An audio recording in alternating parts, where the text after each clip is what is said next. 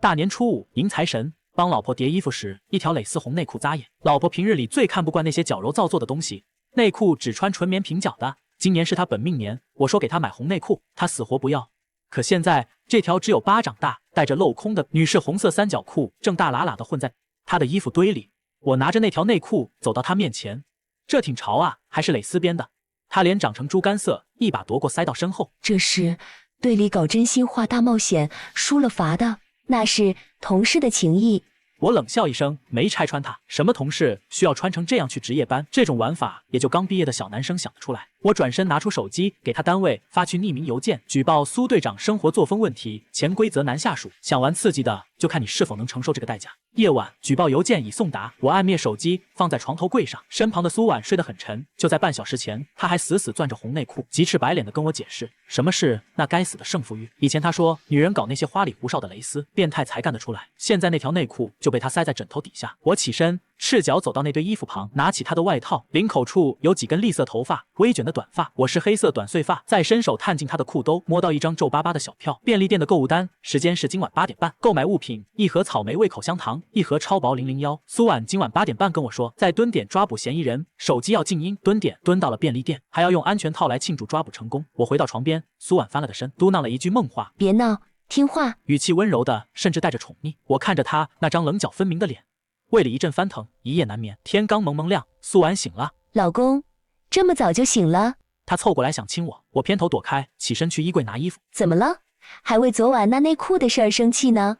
都跟你说了是游戏，输了没办法。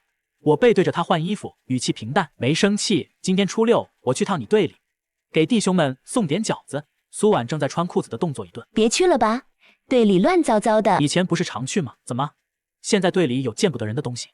我转过身看着她，苏婉眼神闪烁，随即皱眉。我是怕你累着。行行行，你想去就去吧。她穿好衣服，抓起车钥匙就走。我先走了，有个案子要碰头。门被重重关上，我走到窗边，看着他的越野车冲出小区。那个方向根本不是去队里的路，而是城西的大学城方向。我拿出手机给表弟陈阳发了条微信，帮密查个人。城西那边租房的大概率是刚毕业的男大学生，和苏婉有交集。陈阳秒回：陈阳哥，你怎么舍得查你那个模范老婆？我没回，放下手机。上午11点，我提着保温盒到了队里。大过年的，队里留守的人不多。刚进大办公室，就看见几个年轻人围在一起打游戏。姐夫来了，姐夫过年好啊，又给我们送好吃的了。还是姐夫疼我们。苏队一大早就冷着个脸，像是谁欠了他500万似的。苏婉呢？他说有个案子要碰头。案子没案子啊。苏队来了之后就在办公室里待着呢，说是不叫。年轻男孩，看起来20出头，穿着不合身的训练服，袖子挽了好几道，露出一截白生生的手腕，头发是栗色的微卷发。这种小奶狗的发型和我昨晚在那件衣服上发现的一模一样。他手里端着一个马克杯，那是苏婉以前特意给我买的情侣款，我放在他办公室备用的。男孩看到我也不慌，反而冲我甜甜一笑。是姐夫吧？苏队常提起你。他声音很脆，带着点南方口音的软糯。苏婉跟在他身后走出来，看到我眉头微皱。怎么来也不打个电话？我目光落在那个男孩身上，这位是……苏婉还没开口，男孩抢先一步。姐夫好，我叫江晨，是刚分到队里的实习生。苏队是我师傅。江晨名字听着挺阳光，人看着也朝气，只是那双眼睛直勾勾的盯着我，倒像是挑衅。实习生啊，衣服怎么穿成这样？队里没法制服。江晨低头看了一眼身上的衣服，有些不好意思的开口。昨晚出任务，不小心把衣服弄脏了。师傅，苏队看我冷，就把他的备用训练服借我穿了一下。周明刚才明明说没案子，我看了一眼周明。周明是个老实人，此刻脸上的表情有些尴尬，眼神飘忽，看来是知情的，或者至少知道点猫腻。他在帮着打掩护。苏婉咳嗽了一声，打断了这种微妙的气氛。行了，江晨，你去换衣服吧。老公，你进来，我有话跟你说。他说着就要拉我的手，江晨却突然哎呀一声，手里的马克杯一歪，滚烫的咖啡洒了出来，正好泼在苏婉的鞋上。对不起，对不起，师傅，我不是故意的。江晨慌忙蹲下身，从兜里掏出纸巾给苏婉擦鞋。他蹲下时裤腰微敞，我居高临下，正好能看见那一抹刺眼的红。蕾丝边和苏婉昨晚拿回来的那条内裤是同一个款式，原来这就是所谓的同事的情谊。苏婉低头看着蹲在他脚边的江晨，把他扶起来。没事，你烫着没有？江晨眼眶微红。我没事，就是弄脏了师傅的鞋。姐夫，不会生气吧？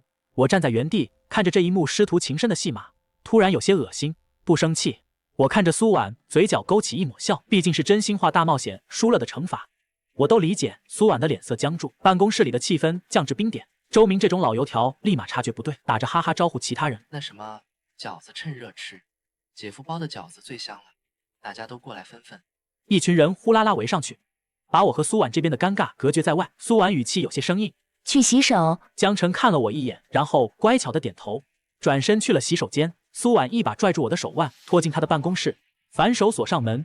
陈景川，你什么意思？他压低声音，语气里满是压抑的怒火。当着这么多人的面，你胡说八道什么？我甩开他的手，走到沙发边坐下。沙发上抱枕的位置变了，以前是竖着放的，现在横在中间，上面还有明显的压痕。我不动声色的挪开目光。我胡说八道？苏婉，昨晚不是你亲口告诉我的吗？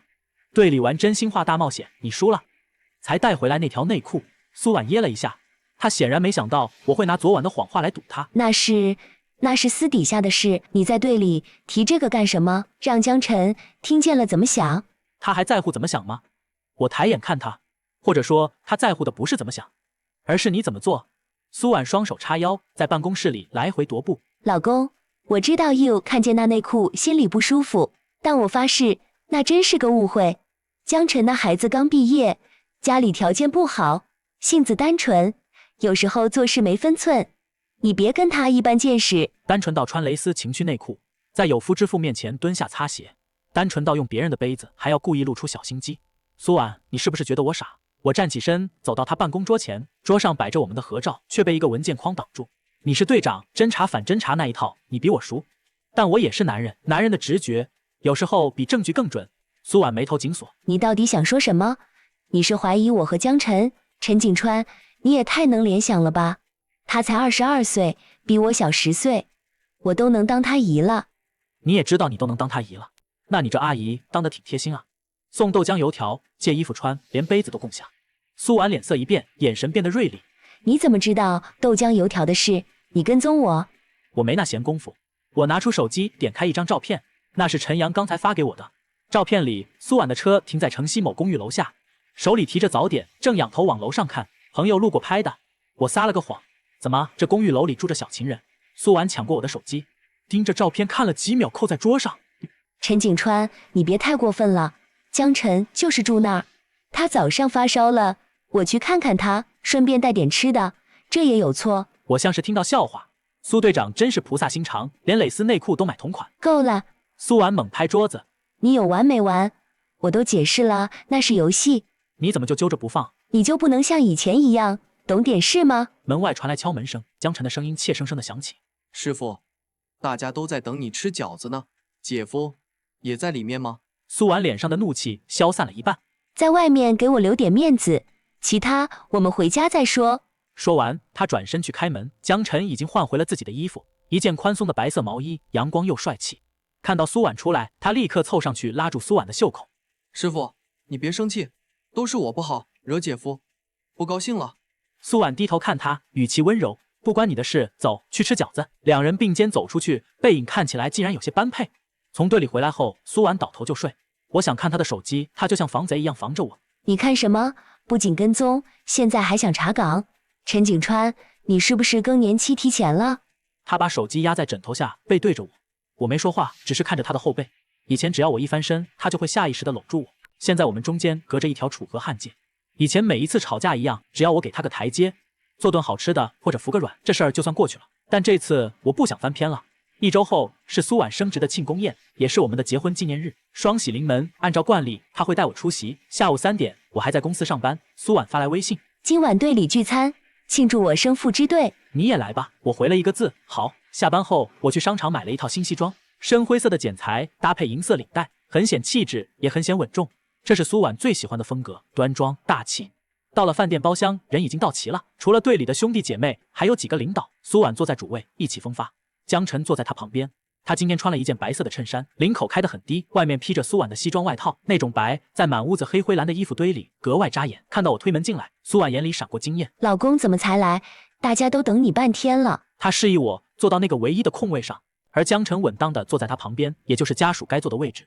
姐夫来了，快坐快坐。周明有些尴尬的站起来打圆场，想把自己的位置让给我。苏婉却按住周明：坐那儿干嘛？那儿离空调近。他怕热，就坐门口挺好。我体寒最怕冷风吹，苏婉是知道的，但她现在不仅让我坐门口，还让江晨披着她的外套。我没说什么，微笑着走到门口的位置坐下。一盆水煮鱼被服务员端上来，辣椒味呛人。哦，苏婉突然捂着嘴干呕。包厢里所有人的目光都集中在苏婉身上，江晨立马侧身拍着她的背，一脸紧张。怎么了？是不是胃不舒服？苏婉摆摆手，脸色有些苍白。闻不得这个腥味，有点想吐。旁边一个年轻同事开了句玩笑，苏队这反应怎么跟我姐怀孩子的时候一样了？不会是……话音未落，被旁边的人拐了一肘子，立马闭了嘴。我看着苏婉，她在听到那句话后，下意识地看了一眼江晨，眼神复杂中带着一丝不易察觉的柔情。3年前，因为他执行任务得罪了仇家，我被绑架报复，孩子没保住，连带着我也受了伤。医生说我身体受损，很难再让妻子怀孕。为此，苏婉愧疚了很久，发誓会对我好一辈子。现在他却和另一个男人有了孩子。江晨似乎也察觉到了什么，慌乱地看向我，眼神里却透着一丝得意。姐夫，你别误会，师傅，他可能只是肠胃炎。我压下心里的疑虑，端起面前的酒杯，站起身来。既然苏队身体不舒服，那这鱼就撤了吧。苏队升职是大喜事，又得了肠胃炎，真是双喜临门啊！苏婉抬头瞪着我，眼神凶狠。陈景川，你阴阳怪气什么？坐回去。我把酒杯里的酒缓缓倒在地上。这酒敬苏队的前程似锦，也敬江晨的贴心照顾。说完，我把空酒杯放在桌上，转身就走。身后传来苏婉气急败坏的吼声：“陈景川，你今天要是敢走出这个门，以后就别想进苏家的门。”我脚步一顿，转身从公文包里掏出一个牛皮纸袋。苏婉的脸涨成了猪肝色，包厢的人满脸震惊。那是陈阳下午刚交给我的，本来想给你留点体面的。我把纸袋甩在苏婉面前，里面的照片划出来几张。城西公寓楼下，苏婉和江晨车内激吻，坐在苏婉腿上的自拍，周围响起一片倒吸凉气的声音。苏婉慌乱地伸手去捂那些照片。这是 P 的，这是有人陷害我。陈景川，你哪来的这些东西？你这是违法的，你知道吗？违法？我冷笑。苏婉气急败坏，抄起桌上的酒瓶摔在地上。你给我滚！不用你赶，这婚我离定了。我从包里拿出一份早就打印好的离婚协议书，拍在桌上。房子归我，车归你，存款一人一半。苏婉，签字吧。你做梦！苏婉一把抓起离婚协议书，撕得粉碎。陈景川，你想离婚，门都没有。我告诉你，我不签字，你这辈子都别想摆脱我。这时我的手机响了，是一条短信提醒：您提交的举报材料已由市纪委受理，编号 XXXX。我拿起手机，把屏幕亮给苏婉看。苏婉，我已经实名向市纪委举报了。除了这些照片，还有那条内裤的物证，以及你最近的体检报告复印件。苏婉的瞳孔放大。你疯了！体制内生活作风问题是红线，尤其是他刚升副支队这个节骨眼上。我收回手机，整理了一下西装下摆。是你逼我的，苏婉。既然你不让我进苏家的门，那咱们就看看这牢门谁先进去。说完，我大步走出了包厢，身后传来苏婉绝望的咆哮声，还有江晨惊恐的哭声。苏婉被停职调查了，消息传得很快，第二天就在我们那个家属院传遍了。早上我出门倒垃圾，碰到对门的王叔，以前他见了我都是爱答不理的，今天却特意凑上来，一脸八卦。哎，景川啊，听说苏队长出事了，真的假的？说是跟那个新来的实习生那啥了。我神色淡淡，在调查，具体情况等通报吧。啧，知人知面不知心啊。平时看着挺正派一个人，没想到背地里这么花。我看那男的长得就像个男狐狸精。我没接话，转身下楼，刚到楼下就看见苏婉的爸妈，老两口一脸焦急。岳母冲上来抓住我的手，景川，你快去跟领导说说，这都是误会。婉婉她怎么可能干这种事呢？肯定是被那个小妖精勾引的。岳父在一旁抽着烟，脸色铁青，但也难得的低了头。景川啊，两口子吵架归吵架，不能把饭碗给砸了。婉婉走到今天不容易，你这么一闹，她以后还怎么做人？这就是我的好岳父岳母。女儿出轨怪小三勾引，女儿被举报怪女婿闹。我抽出手，冷冷地看着他们。爸妈，不是我闹，是苏婉自己作死。照片是我找人拍的，举报信是我写的。她如果不干那些龌龊事，谁也害不了她。岳母傻眼了，你这是要赶尽杀绝啊！我不光要赶尽杀绝，我还要让她身败名裂。摆脱了胡搅蛮缠的岳父母，我去了公司。刚坐下，手机就响了，是一个陌生号码。接通里面传来江晨带着哭腔的声音：“姐夫，求求你，撤销举报吧，我不能失去这份工作。我家里还有妹妹要上学。”跟我有关系吗？我一边开电脑一边漫不经心地问：姐夫，我知道错了，我和苏队，我们断了，让他把孩子打掉，求你放过我们吧。孩子？江晨，你还真以为苏婉肚子里是你的种？电话那头愣住了。什么意思？苏婉3年前因为执行任务受过伤，是子宫的永久性损伤，医生说她很难再怀孕，她一直在骗你。我当然是在诈她。苏婉身体好得很，但我赌江晨不知道，或者就真的是肠胃不好。果然，电话那头传来一阵慌乱的呼吸声。不可能！苏队明明说，有了我的孩子就要和你离婚。他说你就信？江晨，你也是学校出来的，这点反侦查意识都没有。他连这种事都骗你，你觉得他会为了你离婚？好好想想吧，谁才是那个傻子？挂断电话，我心情大好。苏婉现在肯定还在想办法活动关系，保住工作，但这下后院已经起火了。江晨这种为了上位不择手段的人，一旦发现自己被骗，反咬一口的时候会比谁都狠。他在我公司楼下的咖啡厅等我，整个人瘦了一圈，眼窝深陷，穿着一件皱巴巴的夹克，哪里还有半点大队长的威风。看到我进来，他掐灭了手里的烟，眼神复杂。我拿出那份重新打印好的离婚协议书，签字吧，别逼我起诉。景川，能不能不离？我保证以后跟江晨断得干干净净，我工资卡上交，以后每天准时回家，你说什么就是什么。他伸手想要抓我的手。你看江晨那个贱人，一听说我被降职，还要被处分，而且知道我没怀孕后，立马就跟我翻脸了。他甚至还去纪委揭发我，说是我强迫他的。这种男人，我真是瞎了眼。我躲开他的手，心里只有冷笑。果然，狗咬狗一嘴毛。江晨为了自保，把自己摘得干干净净，把所有脏水都泼到苏婉身上。苏婉，现在说这些有意义吗？你让我觉得恶心。苏婉的脸白了白。那是个意外，真的是为了寻求刺激。寻求刺激？那你以后去后勤寻求刺激吧，那里没人管你。签字。苏婉死死盯着那支笔，突然她抬起头，露出狰狞的笑。陈景川，你以为我想离就能离？别忘了，我是过错方。只要我不松口，没那么容易。你想摆脱我，做梦。他把离婚协议书揉成一团，砸在我脸上。我不好过，你也别想好过，咱们就这么耗着，看谁耗得过谁。说完，他起身就走。苏婉，你还是太天真了，你以为这就是底牌了吗？我拿出手机拨通了陈阳的电话，视频可以放出来了。视频一经发布，瞬间在网上炸了锅。排队长出轨男实习生摘办公室不雅照实，10万原配霸气捉奸，几个词条迅速冲上了热搜。虽然视频里的人都被打了码，但熟人一眼就能认出来，尤其是苏婉的声音太有辨识度了。网上的评论一边倒地骂渣女和小三，必须开除。那个实习生也不是什么好东西，知三当三，还穿成那样在办公室。心疼原配，这女的太恶心了，还想拖死原配。舆论发酵的比我想象的还要快。他单位的压力巨大，原本只是降职处分，现在看来是保不住了。第二天下午，苏婉再次给我打电话，声音里充满了恐慌。陈景川，你赶紧把视频撤了，你知不知道这会害死我？我已经被停职了，上面说如果影响继续扩大，就要开除公职，甚至还要追究法律责任。我正在健身房举铁，开了免提，语气悠闲。视频又不是我发的，是热心网友发的。再说了，你做得出来，还怕别人说？陈景川，你是想逼死我吗？苏婉在那头歇斯底里。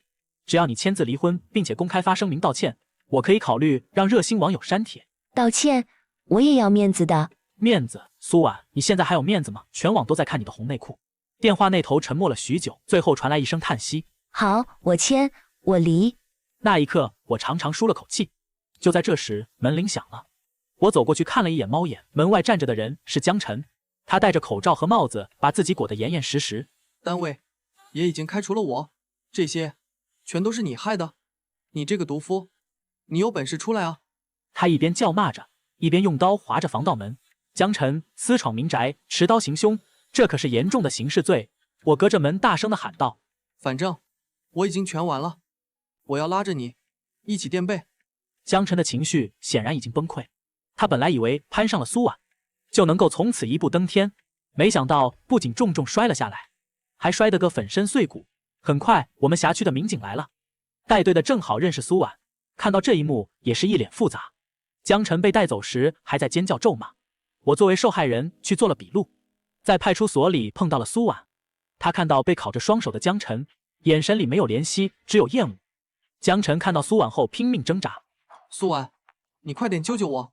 我是为了你才变这样的。你骗我，说你已经怀孕了，骗我说要跟他正式离婚。闭嘴！我不认识你，你个疯子！同志，这男的一直纠缠我，我不堪其扰才这样的。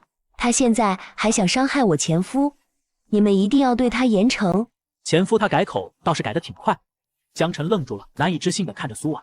苏婉，你真是个畜生！陈景川说的对，你没心。江晨因为持刀伤人未遂，寻衅滋事被带了进去。苏婉转过身来看着我，强行挤出了一丝难看的笑。景川，你看我都解决了，能不能那个视频？明天民政局门口见。我没理他，直接转身走了。视频现在已经全网传播，删了源头也删不掉记忆。有些污点是一辈子的。拿离婚证出来的时候，外面的阳光显得格外刺眼。后视镜里，苏婉的身影越来越小，最后变成一个黑点，消失不见。江晨的判决下来了，拘役6个月。虽然不重，但有了案底，以后找工作考公都别想了。听说他在里面天天哭，说是被苏婉骗了。至于苏婉，听以前院里的邻居说，他爸妈被气病了，他在家天天酗酒，送外卖也是3天打鱼2天晒网，还在相亲市场上被人嫌弃。离异没房没车，还有那方面作风问题，谁敢娶？这是媒婆的原话。而我升职成了公司的部门总监。陈阳开玩笑说，我是升官发财死老婆的赢家。我说老婆没死，但也差不多了。半年后，我在街上偶遇了苏婉，她在送外卖，穿着黄色的外卖服，骑着一辆破旧的电动车，脸上满是风霜，看起来老了10岁。正在下雨，她为了赶时间闯红灯，差点撞到我的车。我坐在副驾驶，开车的是女朋友温瑜。温瑜是律师，斯文儒雅，很尊重我。温瑜急刹车皱眉，看了一眼，这人怎么骑车的？没事吧？没事。苏婉摔倒在地上，外卖洒了一地。她爬起来去看外卖，一边看一边打电话。对不起，雨太大了，我赔给您，求您别给差评。一抬头，她看到了车里的我，整个人僵住了。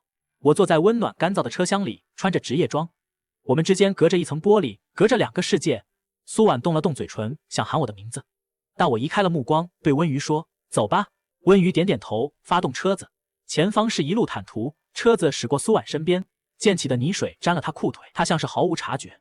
她站在雨里，目光直直地粘在车身上，直到我们的车拐过街角，彻底消失。她才蹲在地上看着外卖，肩膀颤抖。认识？熟人，没有再多说一个字。那些不堪的过往，那些蚀骨的背叛，都不值得再被提起。陆威很懂分寸，没有追问，只是轻轻踩下油门，让车子平稳地行驶在雨幕里。车厢里飘着淡淡的栀子花香，是他车载香薰的味道，清浅又温柔，和苏婉身上那股总是带着的凛冽警服皂角味判若云泥。那天之后，我再也没有见过苏婉，倒是偶尔会从小区邻居或者前同事的嘴里，她的死活与我无关。日子就这样不紧不慢地过着。我和陆威的感情稳定升温，她是个通透又温柔的女人，知道我有过一段失败的婚姻，却从不会刻意打探，只是在我偶尔深夜难眠的时候，默默给我泡一杯温牛奶，坐在我身边，安静地陪着我。她懂我的隐忍，也懂我的脆弱，更懂我的骄傲。她从不会用过去的事来戳我的痛处，只是用她的温柔一点点抚平我心里的褶皱。公司的工作也顺风顺水，升了部门总监之后，我带着团队拿下了几个大项目，老板对我愈发器重，薪资和待遇都提了一大截。我把爸妈接来城里住，换了一套更大的房子，3室2厅，南北通透。爸妈每天在阳台种种花，下楼和邻居聊聊天，日子过得舒心又惬意。周末的时候，我会和陆威一起回家，陪爸妈吃饭、看电影，一家人说说笑笑，温馨又和睦。那是我从前和苏婉在一起时从未有过的温暖。苏婉似乎也彻底从我的生活里消失了。直到半年后的一天，我在公司楼下的便利店买咖啡，无意间看到了收银台旁的招聘启事，下面的联系方式竟然是苏婉的名字和电话。我愣了一下，随即回过神，转身走出了便利店，没有丝毫停留。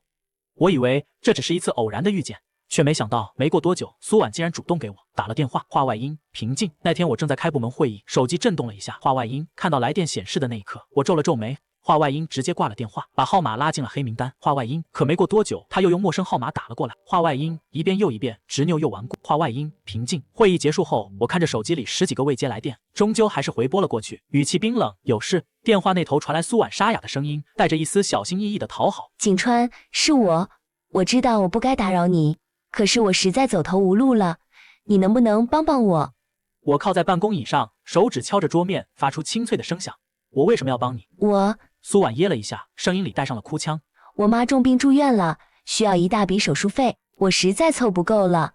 景川，看在我们夫妻一场的情分上，你能不能借我点钱？我一定会还你的，我给你打欠条，我以后慢慢还。我冷笑一声，夫妻一场，苏婉，你和江晨在办公室乱搞，我在出租屋缠绵的时候，怎么没想过我们夫妻一场？你撕毁离婚协议书，扬言要拖着我一辈子的时候，怎么没想过我们夫妻一场？你现在走投无路了，才想起我的好，是不是太晚？电话那头的哭声戛然而止，沉默了几秒，苏婉的声音变得歇斯底里。陈景川，你就这么狠心吗？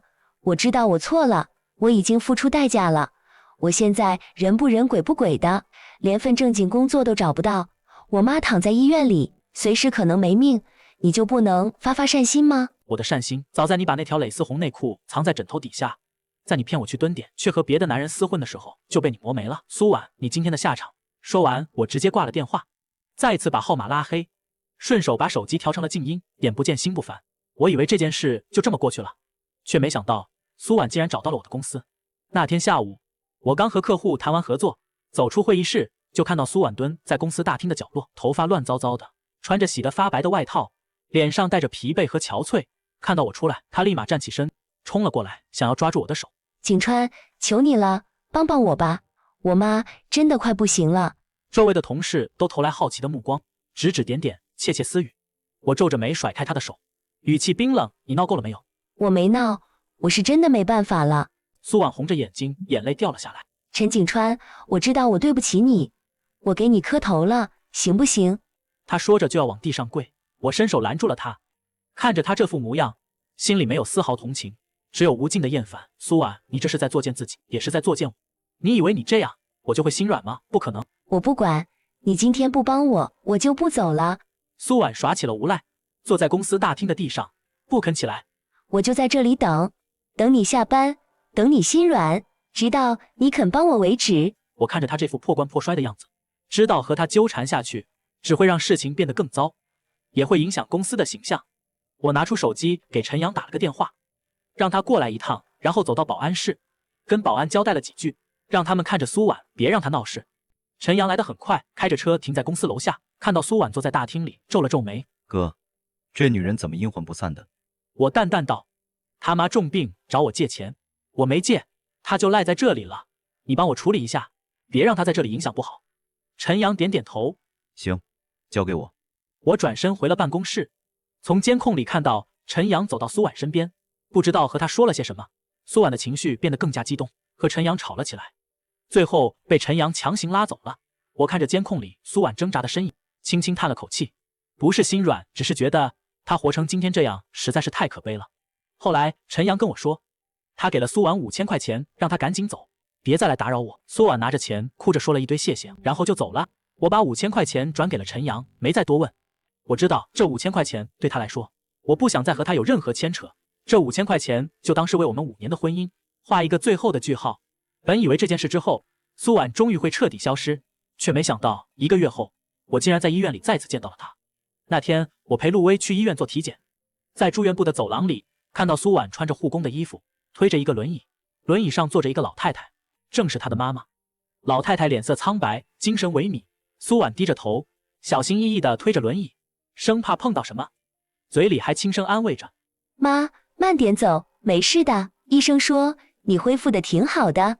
她的头发比上次见面时更白了，眼角的皱纹也更深了，看起来又老了好几岁，身上的护工服洗得发白，还沾着一点污渍，整个人散发着一股疲惫又卑微的气息。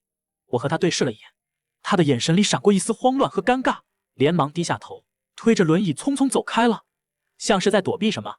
陆薇挽着我的胳膊，轻声问：就是上次那个熟人？我点点头，看着苏婉的背影，他看起来挺不容易的。陆薇轻声说。我笑了笑，没有说话。是啊，他看起来确实不容易，可这一切都是他自己选的。如果他没有背叛婚姻，没有和江晨厮混，没有把一手好牌打得稀烂，他现在依旧是那个意气风发的刑侦队副支队，有体面的工作，有幸福的家庭，有疼爱他的父母。可他偏偏选择了最荒唐的一条路，最后落得这样的下场，只能说是咎由自取。从医院出来后，我再也没有见过苏婉，也没有再听到过关于他的任何消息。他就像一颗投入湖面的石子，在我的生活里激起了一阵涟漪，然后便沉进了湖底，再也没有了动静。日子依旧平淡而幸福的过着。我和陆薇在1年后领了结婚证，没有大办酒席，只是请了双方的亲戚和几个要好的朋友吃了一顿饭。婚礼很简单，却很温馨。陆薇穿着白色的婚纱，挽着我的胳膊，眼里满是笑意。那一刻，我知道，我终于找到了属于自己的幸福。婚后的生活平淡又温暖。陆薇做的一手好菜，每天下班回家，总能吃到热腾腾的饭菜。周末的时候，我们会一起去逛街、看电影，或者回老家陪爸妈。节假日的时候，我们会一起去旅行，去看大好河山。陆薇的温柔和体贴融化了我的寒冰，让我重新相信了爱情，相信了婚姻。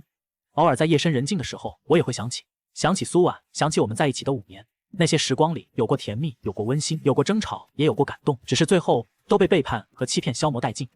我不后悔离婚，也不后悔让他明恋，我只是觉得可惜了那5年的时光，可惜了曾经的那些美好，但也只是觉得可惜而已，不想回头。有些人有些事，错过了就是错过了，背叛了就是背叛了，回不到最初。破镜难圆，覆水难收是亘古道理。又过了几年，我和陆薇有了女儿，小名叫念念，寓意着念念不忘，念着彼此的好，念着生活的甜。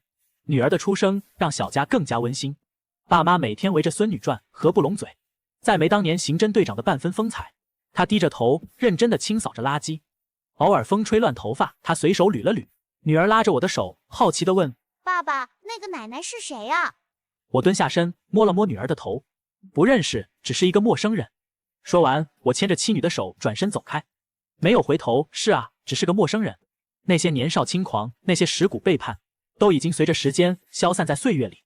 曾经的爱恨情仇已成过眼云烟，留下的是对当下珍惜，对未来期许。